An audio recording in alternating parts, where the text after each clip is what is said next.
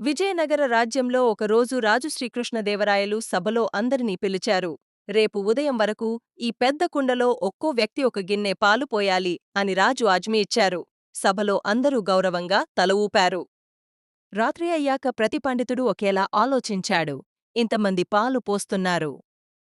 నేను నీళ్లు పోస్తే ఎవరికి తెలియదు అని ఒక్కొక్కరు రహస్యంగా నీళ్లు పోయడం ప్రారంభించారు. మరుసటి ఉదయం రాజు కుండను తెరిచి చూశారు. అందులో పాలు కాకుండా మొత్తం నీళ్లు మాత్రమే ఉన్నాయి. రాజు ఆశ్చర్యపోయి కోపంగా సభను చూశారు. తెనాలి రామకృష్ణ ముందుకు వచ్చి చిరునవ్వుతో అన్నాడు, మహారాజా, ప్రతి ఒక్కరూ నేను నీళ్లు పోస్తే ఎవరికీ తెలియదు అని అనుకున్నారు. అందుకే కుండలో నీళ్లు మాత్రమే ఉన్నాయి. రాజు నవ్వుతూ అన్నాడు, చిన్న తప్పు అనుకున్నా. అందరూ చేస్తే పెద్ద సమస్య అవుతుంది. అందరూ తెనాలి తెలివిని ప్రశంసించారు.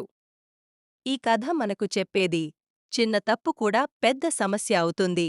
సమూహంలో ఉన్నప్పటికీ నిజాయితీ చాలా ముఖ్యం.